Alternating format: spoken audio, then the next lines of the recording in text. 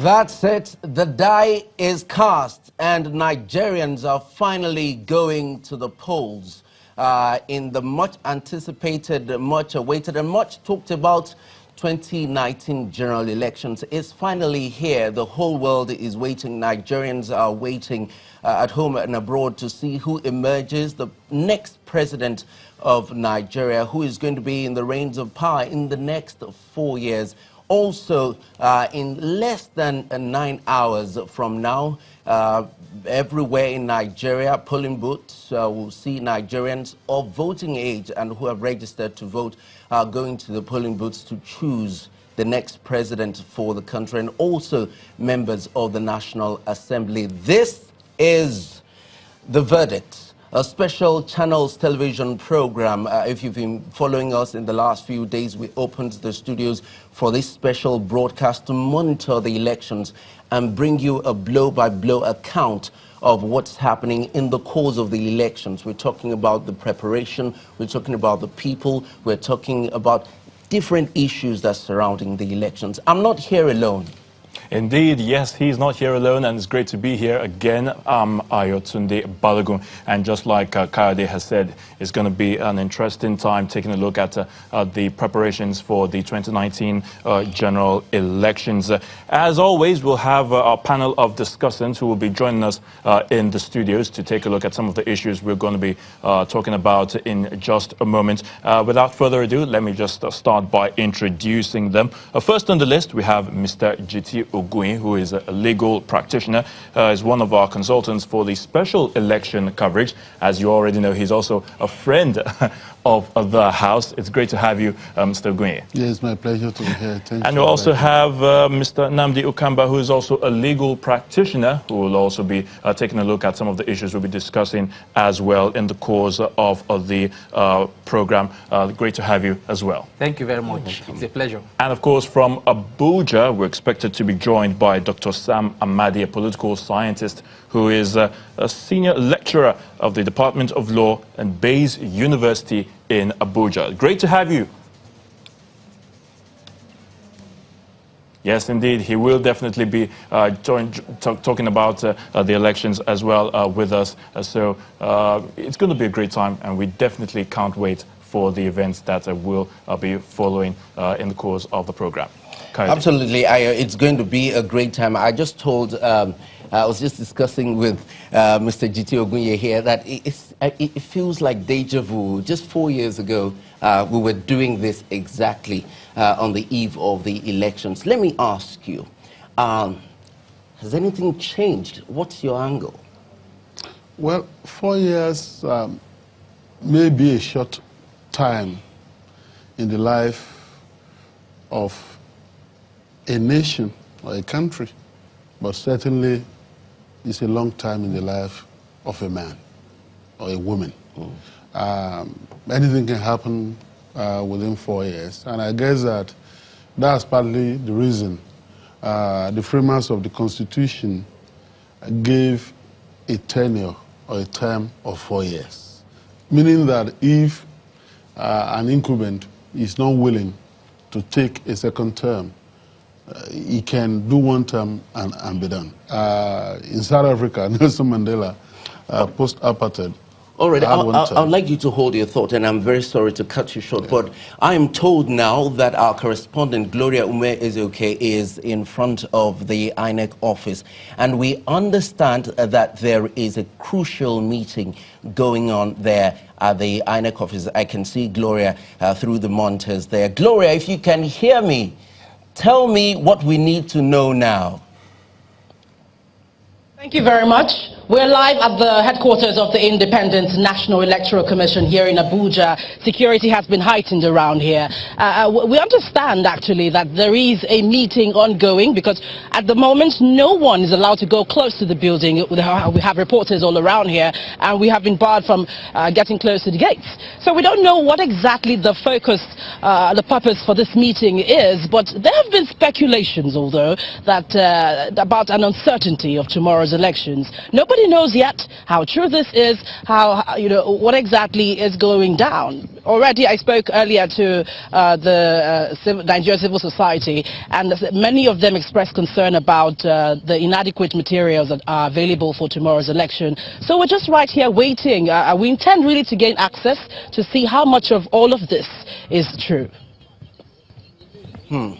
All right, that is Gloria Ume Ezeoke. Would like you to keep tabs, stay where you are, monitor what is going on there. We would like to know so that can inform our discussion here in the studio. This is very crucial for the country, not just for citizens in the country. The world needs to know what's going on at this time. Many people have gone to bed right now, hoping by tomorrow just they pull out their perform their civic responsibilities and then carry out their civic responsibilities. Gentlemen, so this is the latest development. We have an update, although everything still seems to be in the realms of speculation, but there is a meeting. And when you hear a crucial meeting like this, something is up. What's going through your mind right now, Mr. GT? Well, let me take off from where you stopped. When you said that many Nigerians have gone to bed by now, hoping that tomorrow they wake up to participate in this voting exercise, which is very important. In a manner of speaking, one can say that many have sharpened their electoral knife, so to speak, dusted their PVC, hoping that by tomorrow they will do justice to their will and electoral conscience. This kind of meeting, as important as it is, we expect INEC to be meeting. We don't even expect them to sleep anyway. But certainly Nigerians won't be expecting that this meeting will come out with a decision to postpone the election. Because if it does, you talked about deja vu off camera when we were having a discussion just now. It will just confirm again that we're never ready to do the big things. You recall that... Are we not preempting?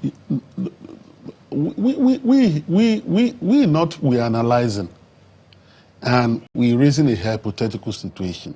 And indeed, this analysis can be useful to prepare the minds of Nigerians who are watching now, so that they won't have an heart attack. Okay. In the manner of speaking, so such discussions are very important, even though we're not going to say it categorically that because we can only analyze, we cannot give out information when we don't have information that we can give. But I'm saying that we can recall that under Professor Atairu Jega, the first election before the 2015 election, where it was well celebrated and he left when the ovation was loudest, there was a postponement of the 2011 election. And indeed, there was another postponement of the 2015 election. The postponement of the 2011 election was INEC inspired, based on logistical challenges and all other challenges. The other one in 2015 was security inspired. So it wasn't a postponement that INEC originated. It was a postponement that was foisted on INEC. And based on INEC, reports and information from the security outfits. So one can therefore, imagine that if such discussion is ongoing now, we can be looking at several angles: security, logistical challenges, and other measures. The law does provide for postponement of an election, truth be told, and I'm talking about Section 26. But the reasons must be very solid. The reasons statutorily must be very tenable and must be very grave. So it is not a decision that can be taken lightly. And we cannot just conclude now that these looming postponement, we hope it won't come, is politically motivated. We can get to that conclusion and all that. But we'll wait, and then we'll see what will happen. You but just hopefully, you just made a very important point that hopefully it's not politically motivated. Exactly. But Mr. Nnamdi Ukamba, did you ever, based on the gamut of developments leading up to where we are now, that there was the slightest possibility of this postponement based on INEC preparation, based on whether voters are ready, based on the security situation? Did you ever have a slightest inkling or premonition that this could happen? What could justify this? Okay, thank you very much. I would err on the side of optimism and say that at the moment, we don't have a definite report from INEC that the elections will be postponed. There could be several, like Mr. GT rightly pointed out, there could be several reasons behind the scheduled press release they want to have. We have looked at the preparation. Compared to 2015, we can say that INEC appeared to be more prepared for the 2019 polls. You recall that sometime last week, some INEC offices had incidents where some of the electoral materials were destroyed by fire.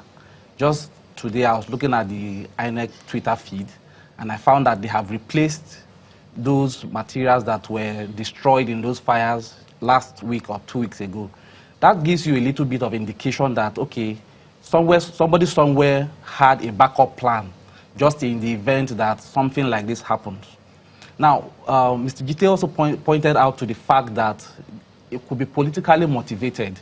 And we were speaking before we came on air, and he said hopefully it is not politically motivated. My apologies. Yes. Hopefully it is not politically motivated. We were speaking before we came on air, and I said, in our climes, you find that sometimes when it is time to account for stewardship, there's always this fear that have we done enough to be entitled to have another go at leadership? That fear would always be there. And the best that any political party can do is allow the leaders, we, the electorate, to decide if they merit another 4 years or if they should be allowed to even come into power. Okay. Yeah. All right. We'll leave everything there for now because we're still awaiting. We'll anticipate. We're waiting what will be the outcome of that meeting. Dr. Sam Amadi, he's in Abuja. We've not forgotten you. Actually, we just wanted to ensure that we touch base with those who are here with us in Lagos. It's the eve of the election. How ready do you think we are?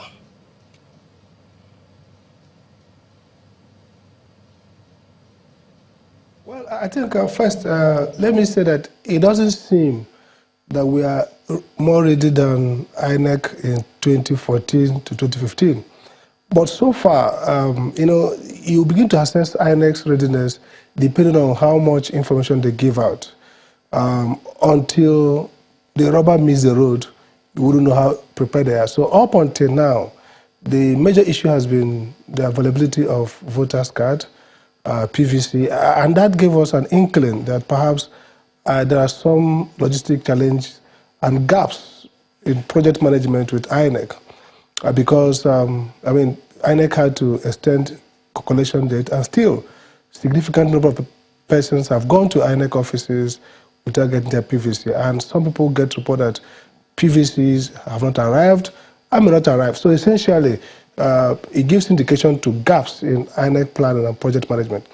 And it's also very bad because some of these are very basic things that by now we should be able to take them for granted. Things about delivery of electoral materials that up to now many states in the country, reports coming in from the field shows that they are nowhere near, they have not got their materials. So the question therefore is, INEC has improved significantly the credibility of election over the time. They have not improved two aspects. I think they should do a lot of work. Those, the aspect that borders on project management, setting out to say by X time, X will happen, and X happens. That's important. And I think the disincentive has been because some of the NGOs that have been working around INEC has created a kind of cottage industry around elections. So as long as INEC is in bed with the civil society groups, as long as INEC is open to them, they create perhaps a wrong impression of INEC's competence and INEC's performance. I think we should perhaps be less political. INEC should kind of, extricate itself from some of these, political alliances with civil society and really begin to lift the heavyweights, begin to perform like a transaction agency, number one, and perform like a regulator. So there are two aspects that are critical to me. The one of INEC's independence, INEC's ability to engender confidence. You can see that run up to the election, the opposition and sometimes the ruling party, everybody seems to accuse INEC of either favoring one group or the other. So INEC has to work a lot more on that. But more than that, these basic logistic issues about printing ballot box on time, getting PVCs ready, deploying materials, and they get to the spots. We know that there are demographic challenges in terms of some of the terrain in Nigeria, but I think since 2011, INEC has not improved so much on the level of logistics, because if you're going to be coming back in 3 electoral cycles, talking about postponement last minute, not over major disasters, not over earthquakes or fire disasters, or some, unpredictable occurrences. These are what we call, in social science, we call it predictable surprises. I mean, you should be able to predict that this will happen. For example, even the fire and the backup, good enough, there's a backup. But I think if INEC does postpone this election for perhaps good reasons of logistic challenge, it raises quick question as INEC's real, how much has INEC improved over the years? Let's leave out issues about transparency, issues of being open to NGOs, and perhaps being cozy and in bed with NGOs. How about the very little things about getting the job done? Are they improving? Are they on the learning curve? Is INEC doing very well, both in terms of independence, in terms of creating trust, and in terms of delivering on those logistic issues? For 3 electoral cycles, we've not done very much. So my view is that this shows that INEC might be improving, but not improving much in terms of logistics, and they need to really move fast on the learning curve on logistics. Even today, if election holds now, I guess more than 20% of people who registered will be technically defranchised because they've not got their PVCs, and that's just not good enough for a country that's been doing elections every 4 years for more than 2 to 3 decades. All right. Interesting. Very interesting. Absolutely. Usual logistics. That's very difficult. If we're still talking about that, how many election cycles on? Dr. Sam Amadi has raised some talking points. We'll be dealing with those after this break. Don't go away.